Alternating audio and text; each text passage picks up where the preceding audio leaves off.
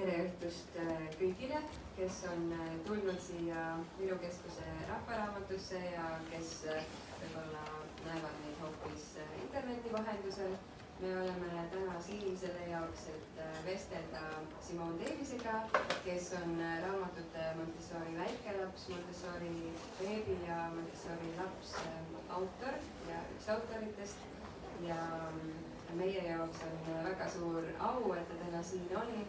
Üldse mitte esimest korda Eestis, kes võib-olla seda varemgi näinud või kelle jaoks on uudis. Aga enne kui me jätkame, siis ma küsin üle, et kas kõik, kes täna siin kohapeal on, saavad inglise keelest nii palju aru, et me saame lihtsalt vestelda inglise keeles või sooviksite te vahepeal selliseid lühikesi eestikeelseid kokkuvõtteid, et me tervet kogu üritust eesti keelde täna tõlkida ei jõua, aga kuidas on, kas on keegi, kes sooviks vahepeal väikseid tõlkeid ka? Kui otseselt vaja ei ole, siis me jätkame inglise keeles ja kui kellelgi tekib küsimusi, siis küsida võib ka eesti keeles ja ma saan küsimuse tõlkida siis Simoni jaoks inglise keelde. So we will continue in English from here on, and if anyone has any questions, we can ask in Estonian and I can just ask from you further on. But first of all, before we go to the books particularly, could you please tell us maybe about your journey from being a Montessori mother to being a Montessori teacher to being a world-renowned Montessori author? Well, firstly, yes. Firstly, thank you for having me here in Estonia. I was here in 2019, and it's a really special place because Montessori was just beginning then. So it was really fun to be at the start of Montessori here in Estonia and see how it's growing. For myself, like many of the people here in Estonia, I had 2 young children and I was looking for a school. And I heard about Montessori and went to an open day, and the minute I walked in, you fall in love with the Montessori approach. The way the classroom was set out was so inviting, and the educators were so warm, not only to us as the adults, but also to the children. And I immediately thought this is what I'd like my children to go and learn from, learn about. So then we went to a Montessori playgroup while we were waiting for the Montessori preschool. My son was then 18 months old, and I had a little baby, Anna. And it was just changed the way that I parent. What is this on? Yeah? Yes. Okay. It's good, it doesn't echo in my head. It changed the way that I parent my children. It was already very in line with how I wanted to raise my children, but I hadn't seen anybody doing this as well, where instead of bribing your children or punishing your children, you actually were very respectful, gave the opportunity to discover things for themselves, and it seemed like such a much more interesting way to learn. I'd been to a traditional school, and that I did well in my exams, but it cost me a lot of energy and a lot of stress, as a lot of people may have had as well if they went to traditional schools. And I also feel like I didn't really know much by the time I finished, because I knew how to pass exams, but I didn't really feel like I learned anything. So this hands-on way of learning seemed so interesting to me. And by being in a Montessori playgroup with my child, I could also learn as a parent how to implement these things, these principles at home. And so I started doing my Montessori training when I was living in Australia. And then when I finished my Montessori training, life had me move to Europe, to Amsterdam. And I was meant to just be there for 1 year. And as life has it, I've lived in Amsterdam for 18 years. And so I started my own Montessori playgroup there after a couple of years, because I really missed working with the parents. And I'd only been in a Montessori classroom, but without the parents. And I just felt like, we're doing beautiful things here with the children, but every time the parents pick them up, they're hurrying, and they need to just put on their coat really quickly and rush out the door, and it seemed like our work was being undone. So I went into the classroom working with families. So each morning a child would come with their parent or caregiver, and we worked like this for many years. I started in 2008, and then around 2016 or 17, I started to think, what if there was one book that, maybe I could write that book, because parents keep saying, which book should I read? And I'd have to say, you can read this about this and this about this, but don't ignore that chapter because I don't really agree with that. And anyway, one summer I sat down and I started writing about the Montessori toddler, and I had this great first draft, and I thought, I wonder if anyone would read this. So we put it on Kickstarter, and Yoko Imai, she's a Japanese parent who came to my classes, and she said, if you ever write a book, I want to illustrate it. So we put on this Kickstarter, and 1,000 books sold in 30 days. And we were like, oh, people want to read this book. That's really exciting. And so that's kind of how I went from mother to author. And luckily, just had the book has now had its own little life, and has ended up in Estonia, being translated by Ruth Maria Roosi-Ott, and many other things like that. So, yeah. In a nutshell. You mentioned that you missed working with parents, and that's why you got into having your playgroups with working with the parents. Actually, one of the questions that we had on social media mentioned that the Montessori method, even though designed for children, it always changes the adults also. And the question was, how do you feel as the Montessori method changed you as a person the most? Wow. Yeah, I think when you become a Montessori educator, you realize how respectful you are with the children, and how you give them the benefit of the doubt, if you like, that this is their path, this is the way they're meant to be unfolding and revealing themselves. So why don't I do that to everybody who I meet? And I think that's what changed me the most, is Montessori in the classroom it was very natural to me. That's how I was with children anyway. But the up-leveling is how you treat someone in a Montessori way, even if they're shouting at you on the road because you cut them off with your bicycle by accident. Or, when people are having a hard time, how you can hold space and co-regulate with even adults. I think that's what I sometimes miss in the Montessori world. I think that's our next progression, is seeing that Montessori care, a community also with adults and in perhaps work environments, other things like that as well. Now, getting very practical with the questions, you mentioned co-regulating with the adults also, because this is something I think maybe some parents struggle also with their children. So maybe you could give some top three tips how to co-regulate with your child who is having a tantrum or is having a really hard time with their big emotions. So I think the first thing is actually regulating ourselves to make sure that we're not activating, because we have mirror neurons. And so usually when our child is having a tantrum, we freak out and we mirror back what's going on with them. And instead, we have to be the adult and kind of realize, okay, I'm noticing that when they're getting upset, I'm also elevated. So how do I regulate myself? So is it that I take deep breaths, or is it that I sing a song that I like, or is it that I just have to remove myself for a moment to catch my breath? So that would be the first step, because you can't co-regulate unless your system's also regulated. The second thing would be not to overwhelm your child. So Dan Siegel in The Whole Brain Child and Tina Payne Bryson, they write about how a child who's having a tantrum flips their lid. So this is the brain, and this is like the prefrontal cortex, which is the part that we use when we're making rational decisions, yeah? And then this, when you flip your lid, you're actually using the animal part of your brain, the amygdala, and you're reacting. So if you start saying, well, of course you can't do that because and you give them lots of reasons about why they shouldn't be upset right now, or that, don't worry, you'll be able to have it later, or all the words, they can't actually hear you. So it would be say less right in that moment, and just really be available and help them, to bring this back to calm. And that's easier said than done, because it can take some children up to 45 minutes to, come back to calm. And you have to see them go through rage, anger, fury, grief, embarrassment, and all those kind of things until it comes back down like this. And hopefully it's not 45 minutes every time, and sometimes you have to leave, you can't. But when you have the time to be able to co-regulate with them for 45 minutes, then that's great. And also, you have to read your child as well, because if your child wants to be hugged, that's great, and it's not your lap, they want to be hugged, but sometimes they push us away, and sometimes actually it's between the two, sometimes they're wanting to be hugged, sometimes pushing you at the same time. So if they push you away, then it's saying, checking in with them every minute, I'm here, I can see that you're having a hard time, let me know if you need some help. And so it's not abandoning them, because if you asked a question and I just walked off, you wouldn't feel important or interested. So it's still being available, it's not ignoring the tantrum, but it's, giving them the space that they need as they help them calm down. And maybe sometimes they want to sit on your lap. That can also be difficult, because sometimes you want to get on and do things, but we try as much as possible to be present. And what would my third tip be?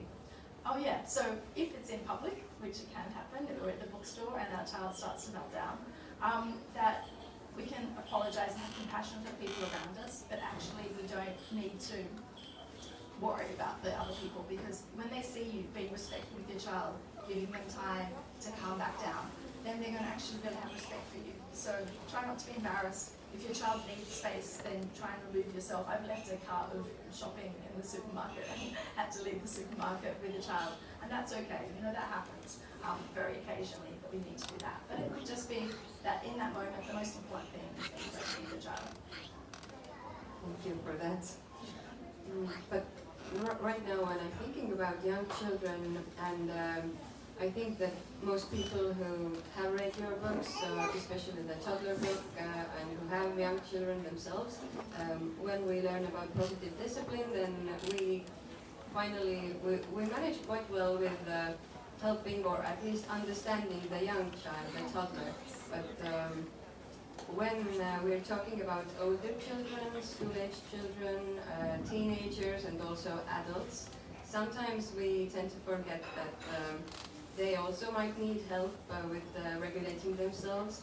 So how do you co-regulate with an older child or an adult, also while fighting your inner feeling of they should know better, they should do better? Absolutely, I think we've all felt that. And I think it's true, like they're 6 years old and they seem so capable and articulate, so why are they having such a hard time with this? And to have compassion, like that they would do better, they could do better, is like the thing that I always comes to my mind. And you know, sometimes we get it wrong and we overtalk and we try and cheer them up, or we try and make it better, or we give them suggestions and things like that. And we can just learn each time that we get it wrong, that didn't work.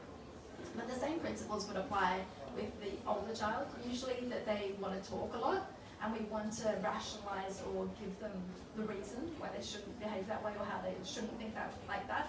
And even like with my elder sister who was having a hard time, I want to just cheer her up, you know, but actually when we just sit and listen, I think that's our best tool, is listening to understand and questioning, like, oh, did that make you feel this? Or is it that is upsetting you? Or, you know, not too many questions, because sometimes they don't really know themselves, but you can kind of just read back, oh, so what I'm hearing is this, and just summarizing it for them. Or sometimes using the nonviolent communication model, they also often guess a feeling, and so rather than saying, oh, you're angry about that, you could say, oh, are you feeling angry about that? Or is it more like embarrassment? And then usually they say, no, it's not either of those, it's more that I was confused, and they kind of, it helps them to clarify it. Or if you do, like, touch on something, like I had a parent in one of my classes and she just dropped off her 4-year-old to school and was coming to class with her 2-year-old, and she was really upset because it was the first time that she dropped them off. And when she was sitting, we were talking, and you could see she was dysregulated, but she wasn't upset. But then when I said, are you feeling grief right now?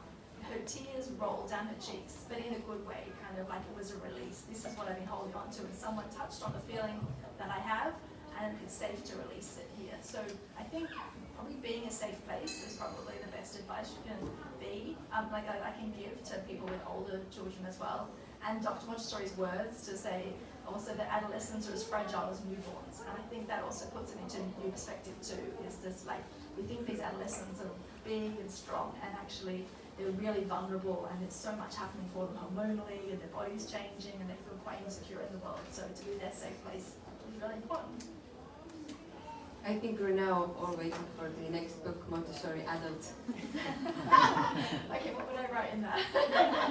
I mean, this is basically what the work is, though. There's a chapter on the prepared adult in each of the books about the work we need to do on ourselves. Yeah, but maybe there will be a book on the Montessori adult, who knows? But there is, in the Montessori child, there is a full chapter on the Montessori adolescent. So it goes very detailed, because I wasn't planning to write a Montessori adolescent as well.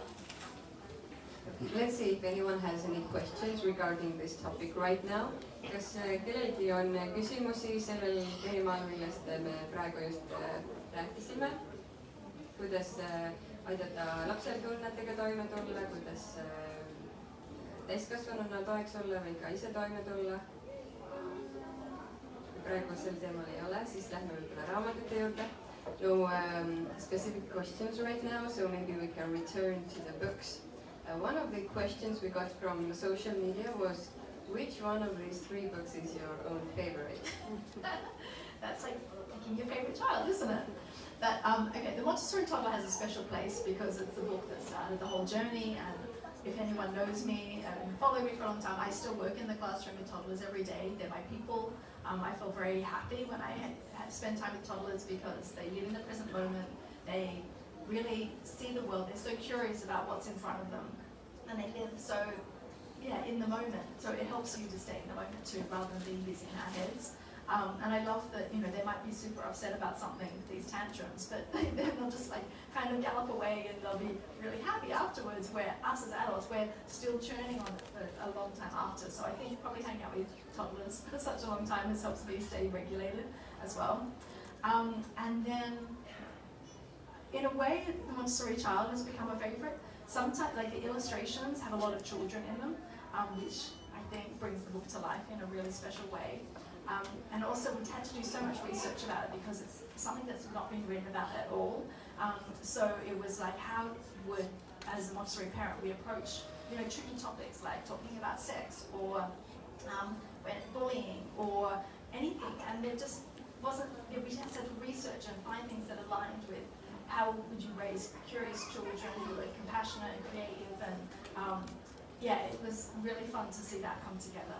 As it was a big manuscript, as you probably know, because you translated it, but that's also very special. But that's not to say that the baby's not special either, because if you start Montessori in utero from birth, then everything else becomes easier.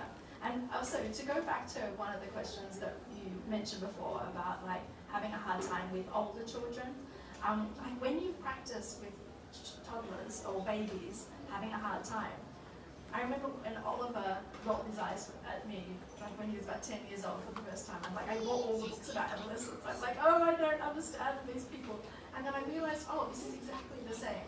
If you do the same thing, if you still treat them with respect, if you listen, if you, it's still their guide, then actually all that groundwork that you've laid makes the journey much easier. And I sometimes think, do I have easy children, or is it because of the Montessori method?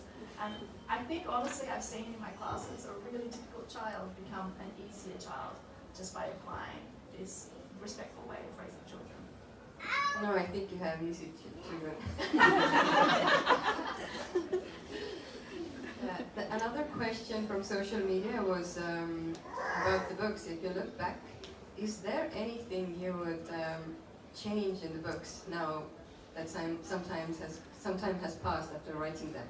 Yeah, well, the word self-regulation didn't even exist when I wrote on. It existed, but it wasn't in our circles, in parenting circles. So I would talk more about self-regulation. I give a lot of tools about helping children to calm down with that word, I think I would use. There's also one part of the toddler that says that every activity should be undone on the shelf. And so people took that to mean that every puzzle should be undone and many things like this. So I think I would say, observe the child and see if by undoing the activity it would make them more interested in the activity, but by making it a must, it wasn't meant to be prescriptive, but people take these words, and so I probably adjust that slightly.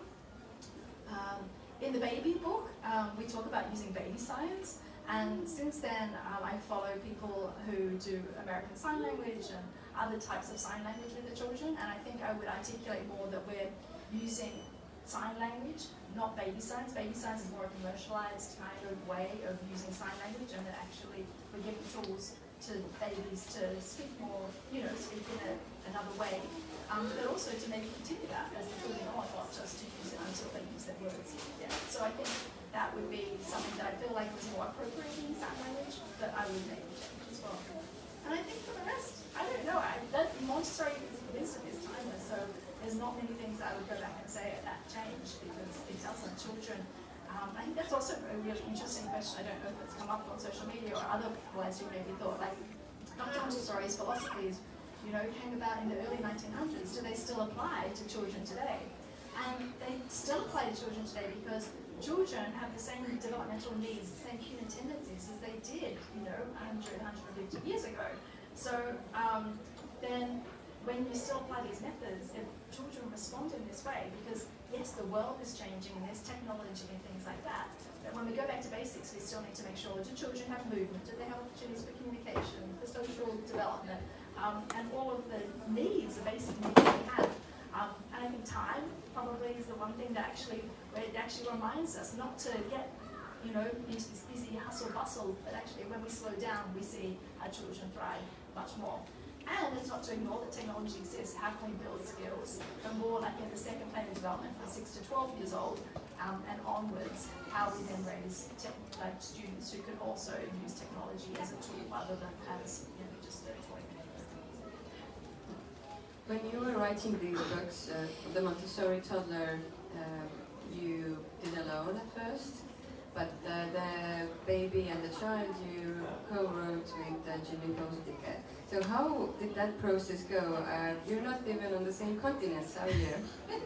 That's true. So Junifer Usadika is a Montessori educator from Nigeria, and we'd connected back in the blogging days. Like I think I began my blog in 2015, and Junifer and I didn't even be blogging earlier than that through my school. But anyway, we had connected online. Her son was a baby, and she was sharing about it. And there weren't many Montessori people out there at the time, just writing about Montessori in the home. So we knew each other. And when she came to Amsterdam to visit, there's a Montessori meeting, the annual general meeting of the AMI, the Association of Montessori International.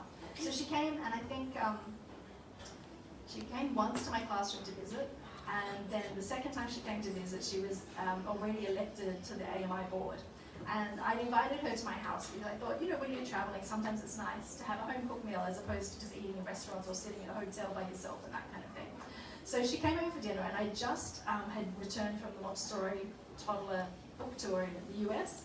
And everyone had been asking, but what about the first year? But what about the first year?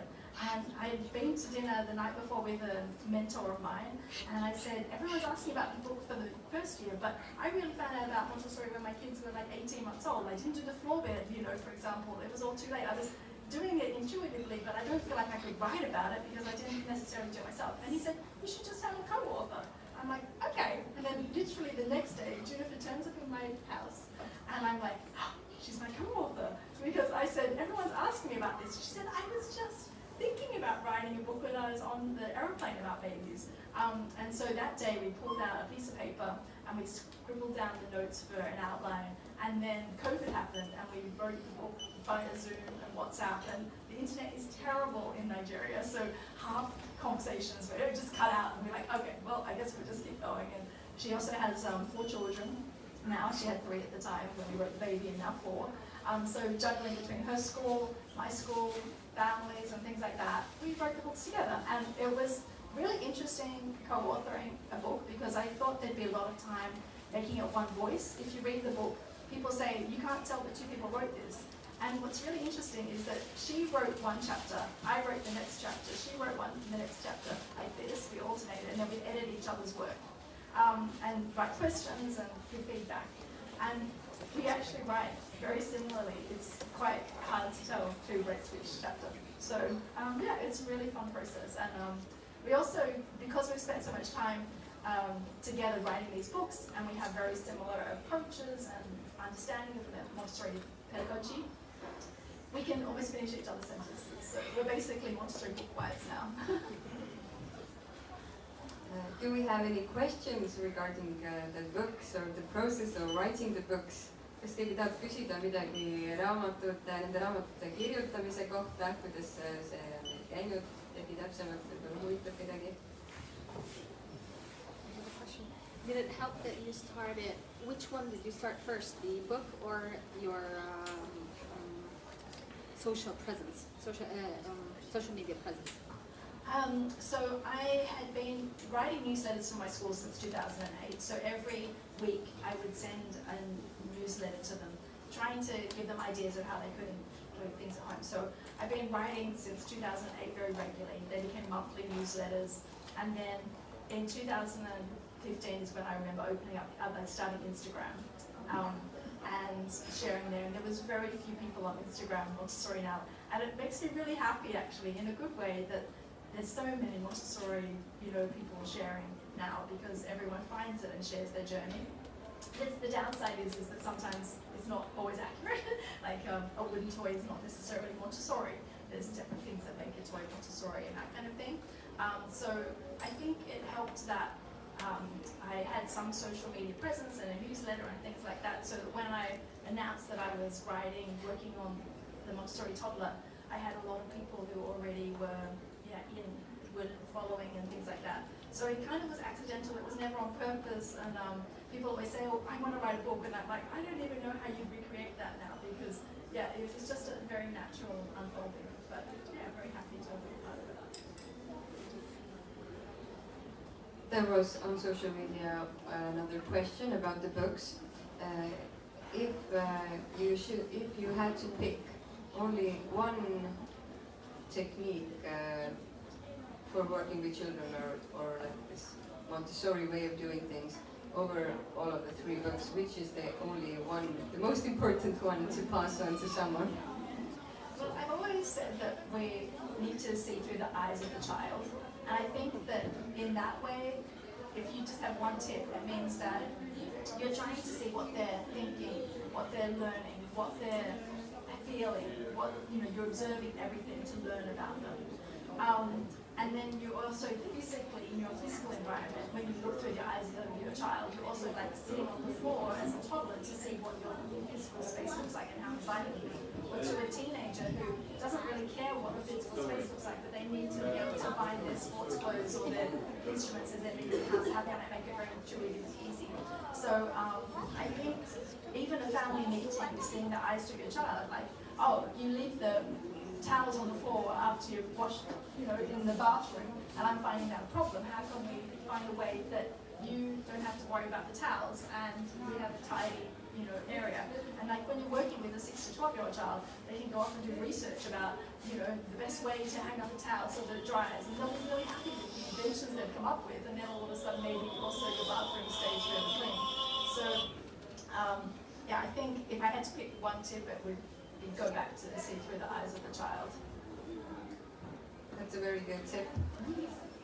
To get some more good tips out of you, sometimes parents struggle with the idea of observing the child.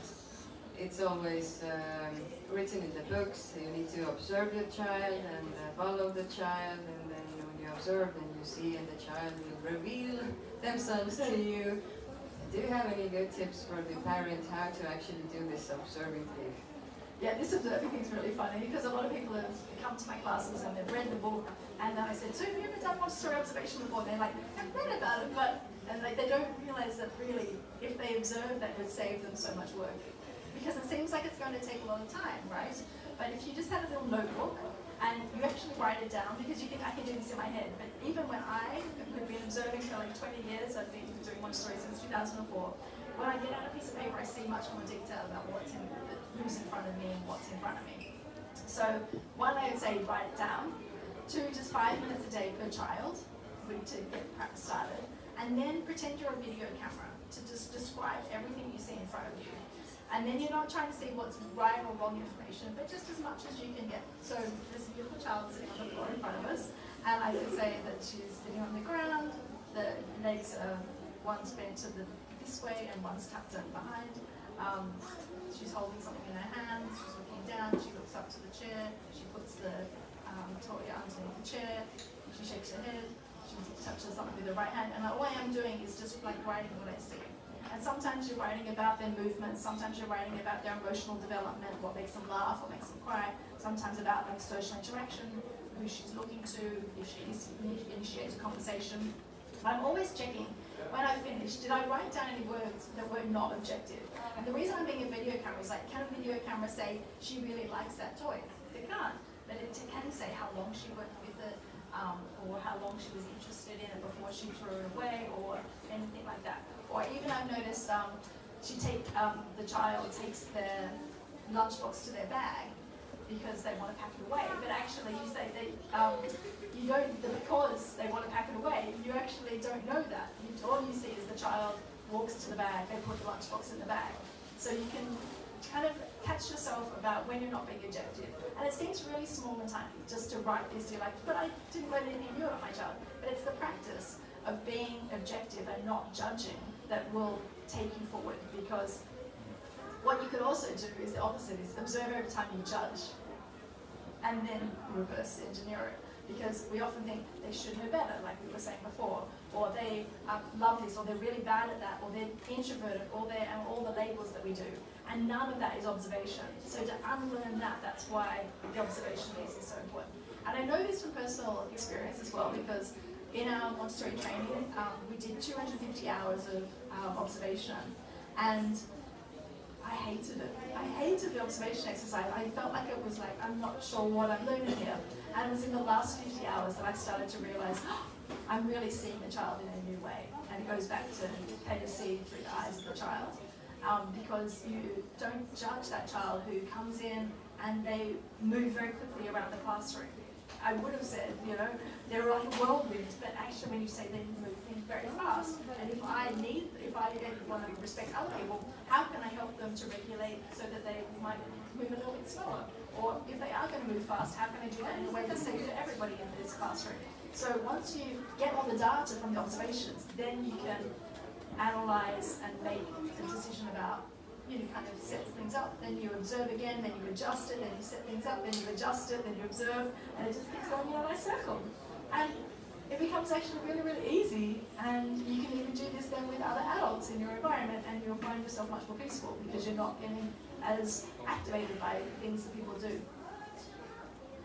Do you have any examples of something you noticed while observing a child, which maybe otherwise would have gone unnoticed? It actually reminds me of a time when I had a student in my classroom, and she was observing the whole time, and I was not. And it was more that when I went to address something, she told me later, oh, the reason that the child was upset about that was that earlier they tried this and this, and then when you tried to do that, then they were really upset. So it's kind of like it just ruins the whole picture sometimes. So that's one thing that I would think of.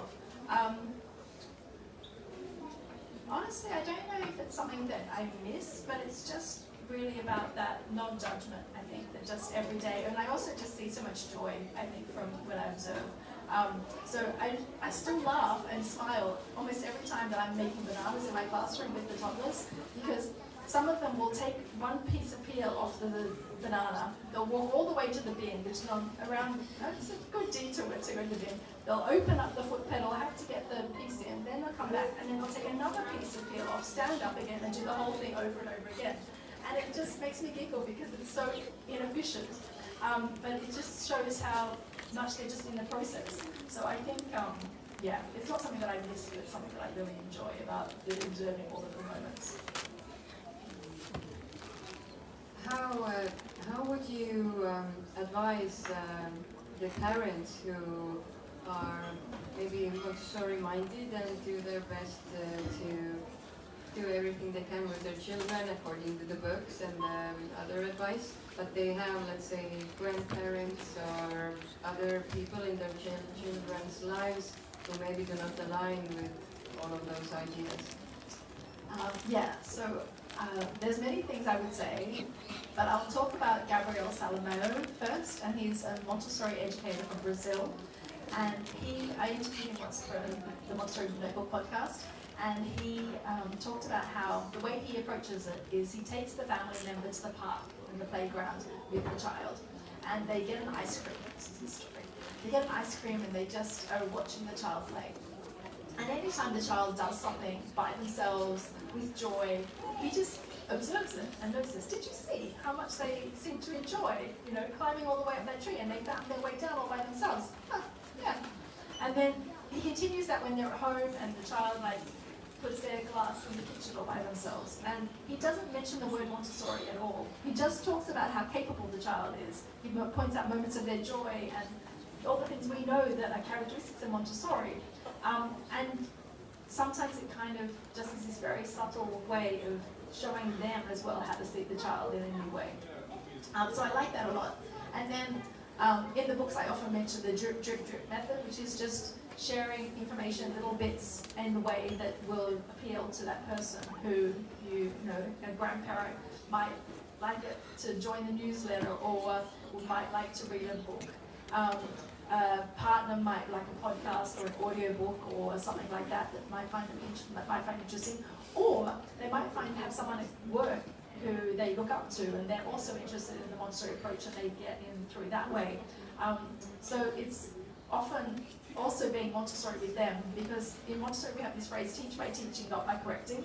But many families who come to my classes say, so say it's the father who doesn't know about Montessori and the mother does. The father does something wrong in the book, and the first thing that the mother says to the child, the person is, you know, I told you not to do that. You're not meant to say good job anymore, or you're not meant to whatever it is. And we end up correcting the adults, and then they just feel like they sink and that they can't do it right, and they don't want to know anything about Montessori, because who wants to? You just get in trouble all the time, right? And so it's also then having compassion for the partner and finding neutral methods to talk about it and see how you can work as a team, as opposed to one person knowing all the information and the other person always correcting them. So it's to change the whole dynamic. I'm really interested in the Montessori approach. Would you be open to hearing a little bit about it when we have a date night for half an hour, and then you can tell me about the musical concert that you're really interested in, and you know, you can just share information that way and work as a team. Yeah. Kas meil on veel mõni küsimus tekkinud? Yeah. Following up a little bit from the question that you answered before, that there is now a lot more information available online for everything Montessori. Do you have any tips on how to parcel out good information from the maybe not so accurate? Yeah, I think that's actually really difficult, because they all look very professional and very clean and everything. I think that once you've got a basic amount of information, it's worth going to the source. It's worth actually opening Dr. Montessori's books and getting in there. What age child are we talking about? I mean, my own is only 6 months at the moment, but thinking ahead. Yeah, of course, that makes sense. But yeah, I would open up the Absorbent Mind, and that would be where I would start for a 6-month-old. And also Dr. Montanaro, she was worked with Dr. Montessori working on the 0 to 3, and she wrote a beautiful book called Understanding Human Being. And so getting really to the original writings, I think you'll then be able to see what's not real, you know, when you get back into social media world and the other writings and things like that. But it's hard to know as a parent, and that's a really good question of how to navigate that information the best. I think sometimes I would go back to like some of the original bloggers, because and also like look if the people who are writing about it actually work in the Montessori classroom or not, because a lot of parents are really, they've taken the approach and that kind of thing, but they're actually not trained. And when you go through a rigorous diploma, Montessori diploma, you do really understand what is kind of the real Montessori. Yeah. But that's not to say that every Montessori parent online is giving bad information. Some are really, really good as well. Any other questions? Let me see if we have any more social media questions here. Here was another one.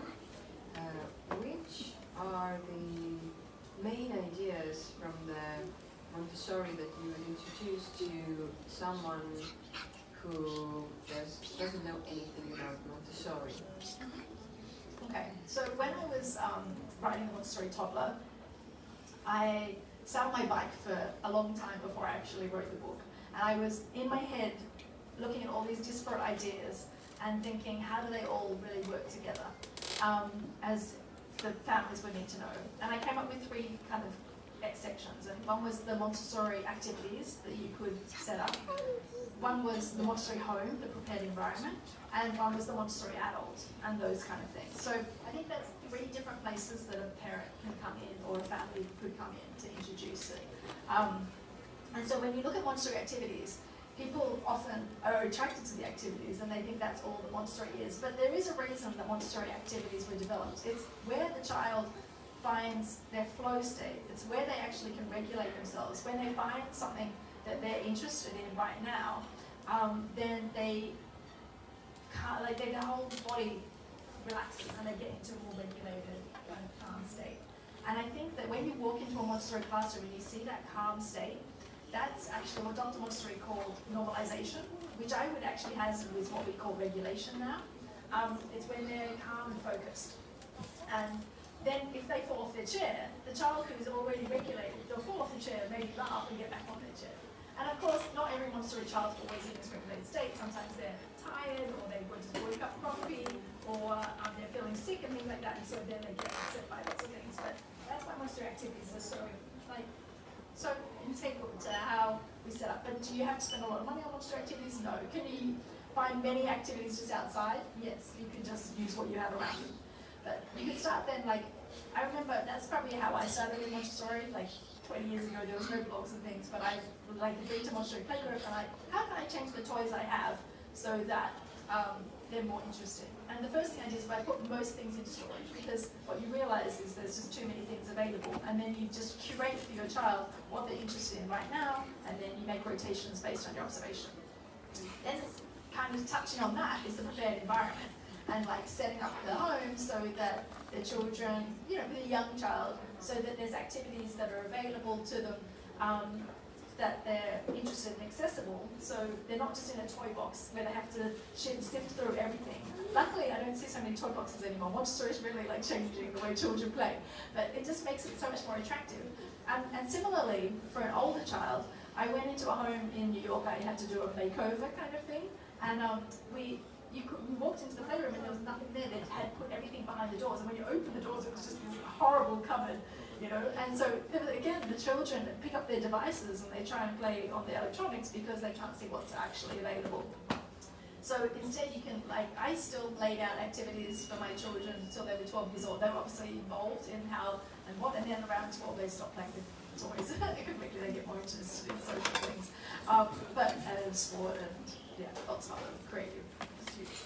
But it was very interesting that like the prepared environment really helps them engage. It also makes them involved in the kitchen, for example. Like I didn't have a learning tower, but I just had a step ladder that we used for painting, and when they weren't using it, I'd go up, so we put it by the fridge, and then when they would go out, I got out this little step ladder, which I've got a photo of Emma on there at 14 months, and she's helping to make a sandwich. So the prepared environment allows our children to be involved in the family and to take responsibility for things. But it can be as small as just having a laundry basket in your bathroom, and then when you're getting your toddler changed, you say, would you like to carry the t-shirt, and I'll carry the trousers, and then you put them in the laundry basket. And you're just laying the foundation so that by the time they become teenagers, they're so used to putting clothes in the laundry basket, that's where they land. So you're kind of helping your future self by having children that know just basic skills like that. And then the last is the Montessori adult, and this is such a big part, but it's like I always say, layers of an onion, is that they think, okay, yeah, I understand Montessori, and then another year passes and you realize there's another layer to this. I need to peel it back again. So for example, when I learned nonviolent communication, I thought, this is another layer that I can add on to what I already know. And it's not something that Dr. Montessori wrote about, but it's very aligned because it's basically not power over someone, but really how we can work together. And then it's just, you keep pulling back layers and layers as you're ready to unfold. But it can just be the way that you stop saying good job. And it doesn't mean that if you say good job, that's a problem. It just means that it's basically extrinsic motivation, as opposed to what we're trying to do in Montessori, which is build the child's intrinsic motivation. And when you have, if you say good job, or here's a sticker for what you did, or I'll get you a chocolate, or I'll buy you a toy if you do that, then you're always getting the child to look outside of themselves. And instead, if we change it to describing what they did, oh, you put all of the clothes in the laundry basket. Oh, you packed your bag ready for school. That's what I call being independent. Or you say, instead of saying, I'm so proud of you, you say, you look so proud of yourself. Then instead of them looking here, you're actually going back to the child and helping them to say, yeah, I'm capable. Yeah, I did that. And they actually start to then get that loop to build their intrinsic motivation and understand who they are as a person and what their cosmic task might possibly be. Yeah. You mentioned the normalized child. We have a few Montessori guides here today, and they know what the normalized child is and can recognize this child in the classroom. But how does a normalized child look like at home? How can the parents recognize whether the child is so-called normalized or not? Yeah, so normalized is a term that Dr. Montessori talked about when the child is in a regulated state. They're calm, they can find activities that meet their needs, they are aware of others, They sometimes, as they get older, put their needs second to somebody else because they're in a regulated state, because they're normalized, because they're learning to be part of community. It's so many layers, but if you see your child, and they might not be normalized all the time, but most of the time they're mostly calm and they're mostly able to express themselves in whatever way that is, because a baby can't express themselves, but they can have their needs met and they're able to show you. I have like a child who's less than 2 right now, and his language is not very good, but he can make himself understood so that he's mostly not frustrated at all. His mother, this is my observation, is that she noticed that when we made crackers, he said kaka, like this. And so now we know that when he says kaka, he wants to help with the crackers. And these kind of small observations mean that this child is mostly regulated because they're able to communicate their needs and have their needs met. Would you add anything from your experience in the Montessori classroom? No, I think that's a very good way to describe it, like connecting it to the self-regulation and being regulated most of the time, unless the child is tired or something, then of course they come out of this state of regulation or normalization.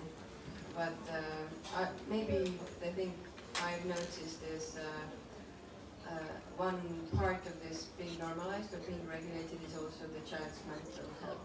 If the child is, as you said, calm, the child can really feel secure, safe and secure, and confident with themselves, then all these play a part in becoming regulated or normalized.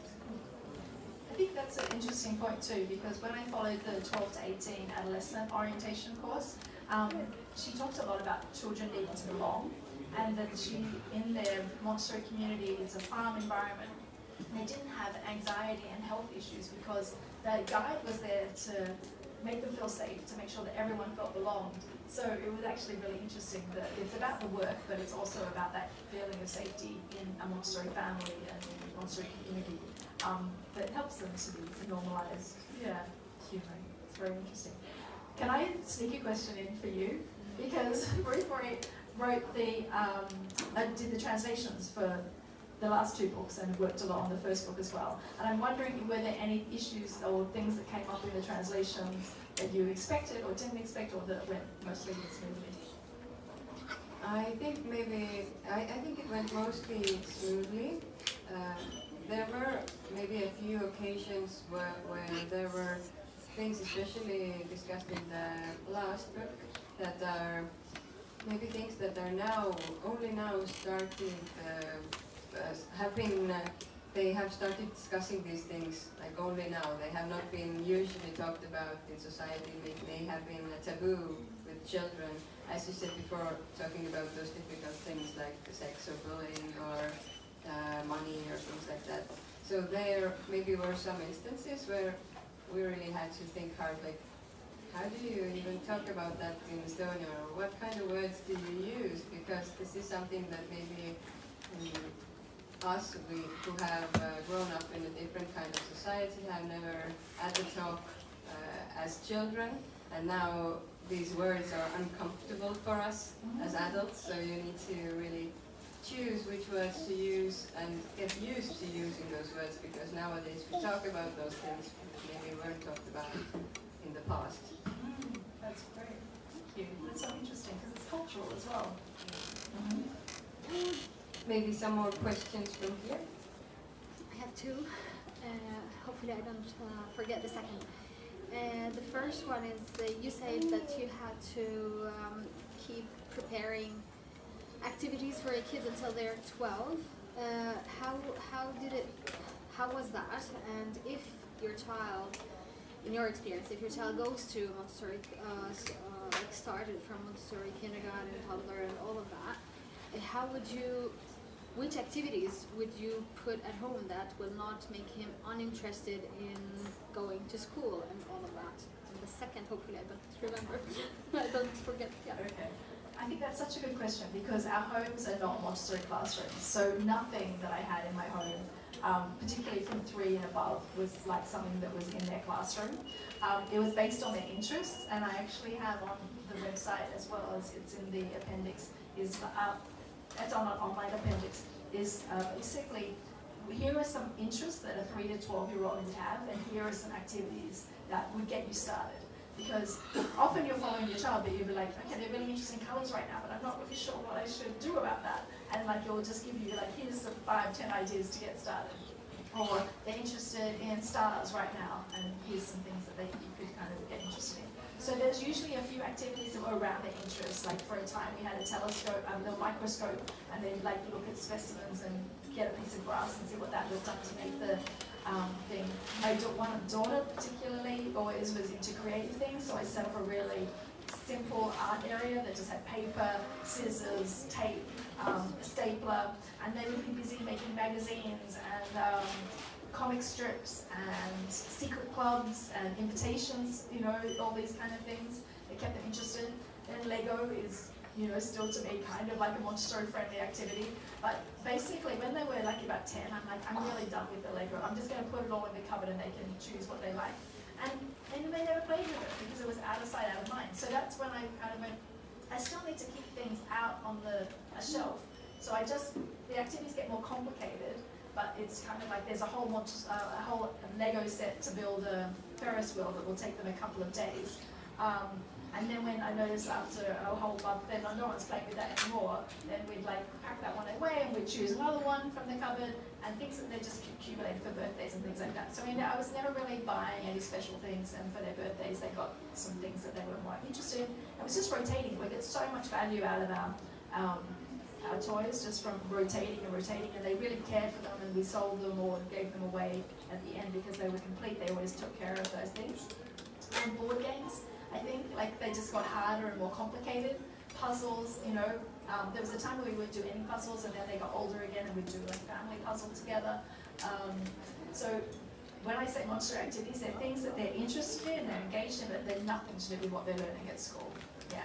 There was also a stage where my kids went through making stop animation, and so our kitchen table kind of got taken over by a film studio, and they had a really simple webcam. Do you know stop animation, where you kind of like make plasticine people, or they had Lego figures, and it takes like creativity because they have to like come up with a storyline of what the kids are going to do. And this is like how I would use technology as a tool, not a toy, because you have so many, they have to have patience to like take a photo of one person, and then they move the character just like a tiny little bit, and then they have to take another photo, and then another little bit. They're taking hundreds of photos, and then the stop animation software kind of speeds it up so that then it makes it into a moving film.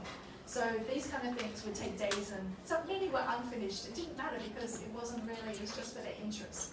But it's that kind of thing. It's like, then my son got into photography, and we got like a little film camera for him to try.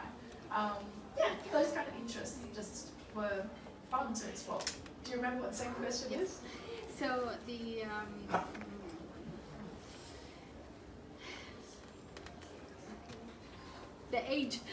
age from 6 to 12, it's the age of social awareness and being with friends. How do you regulate, or in your experience with your kids and your class students as well, like how do you make the balance between the importance of family and the family rules and the family morals and what the peers are pushing ideas? How do they push ideas into your child? Yeah, and it's such a good question, because 6 to 12-year-olds, that we call the second plane of development, they're also interested in morals and into the grey areas. So like, for example, we go to church and they go to synagogue, or we don't have any beliefs and they, you know, go to church, and they're like, why are these different? Or they're allowed to use their computer and we're not allowed to use our computer. And so they're working out why. They're not actually saying ours is wrong. And that's something that I think we start to think that they're judging ours as wrong. That you're just like, oh, it's important in our family that or this is what we believe. What do you believe? Or yeah, just being able to say what's important in our family. Also, if you have children who have different kind of value systems, and when they go and play at their house, they come back and you feel like they're behaving differently and all those kind of things. Those kind of children, I would limit the number of times that my child sees them. I would try, not avoid them, but the other alternative is to have them come play at your house. Because then, when you're sitting at the table and you're having a snack in the afternoon, and they say something that you find inappropriate, you can say, oh, in our house, it's not okay to say that. We use our kind words here, or we use respectful words, or there's no teasing in this house. Yeah, I can understand that at home you do that, and it's not okay here, you know? And you can then show the friends as well what your family values are. And it's like a small example, but like my children in high school, they'd have friends over, and they always wanted to take food to their rooms. And I said, oh, we always eat at the table, and then you can go off and play there. And that was like such a cool thing to have, because it meant that I got to know his friends well, because they all wanted to eat. It also, like, at first they were kind of like, oh, you know, Oliver's house, they have to eat at the table. But they actually, like, still request, like, some of the things that we have at mealtime when they come to our house, because they actually became kind of part of the family. And so they thought it was a stupid rule, but actually they came to respect it, and they always did it, and it paid off because you get to know their friends as well. And if you can become the house where the children come, then you have the ability to kind of give those family values to them as well. Yeah. Do we have any more questions? Then I saved the best question for last from the social media. There was a question, again, another 3 things, please.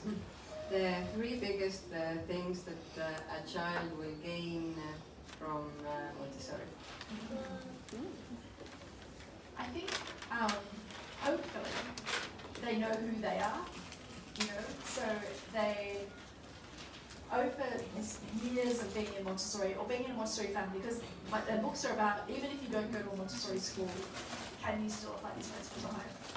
Like, the way that we guide them over all the years, the way that we accept them even when they're having a tantrum, and we love them even when they're at their worst, when we follow their interests and we help nurture their interests, they work out what they like and what they don't like. And that they also learn as they get to 6 to 12-year-old, like, the interconnectedness of life and how everything locks on. And that even like a little mosquito has a cosmic task, and I have a cosmic task, and you have a cosmic task, and what could our cosmic task possibly be? And you hope that they're going to be, they know who they are. And then I hope as well that they'll have compassionate children, because they've been in community, you know, since they've been in your family, since they were a baby, right through the years until they leave your home, maybe they're adolescents or, you know, 18, and they move off into the big world. But they're compassionate because they've realized that I have opinions and feelings and thoughts about things, and they're different to your feelings and thoughts and things, but we live together in a family, we live together in a community as they get to 6 to 12 age, and we live in society as they get further into adolescence and the 4th plane, 18 to 24. So they know themselves, but then they know others. And I think the last thing I'd say is that they know how to solve problems, because traditional schooling, you just give them all of the answers, right? And when they know the answers, then they pass the tests. But we don't even know what kind of future our children are going to have. We don't even know what's happening in a year or 2, let alone in 10 years. So if we can raise children who know how to solve problems and come up with creative solutions, I think we've done our work, you know. And that happens from the time that you have a baby who's just trying to bat at the thing, and instead of saying, I'll do it this way, you let them explore and discover. They go, oh, I did it, you know. Then they realize I can make a difference, I can work out how things work. Or a toddler who doesn't know how that bin opens and closes, but then they get the foot pedal and it falls down before they have time to get the little banana in, and it falls down, but then they get it in. And then, or they work out, oh, if I hold it up in my left hand, then I can put it in my right, you know. It's all those ways of just giving a little bit of time for them to work it out themselves. Or, you know, your 6 to 12-year-old is working on a model out of paper, and they're about to cut off the wrong thing, and you let them cut it off, because then they have to come up with a creative solution how to fix it. You know, you're not always saving them, but you're there to guide and support them.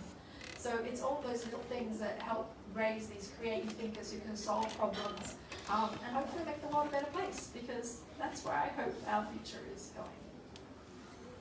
Thank you so much for this discussion and sharing your insights with us today, Simone. You can now stretch a bit and then maybe take a seat at this beautiful table over there, so everyone can come and say hi and get maybe your signature in your books.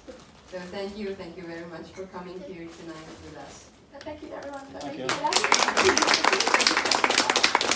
happen.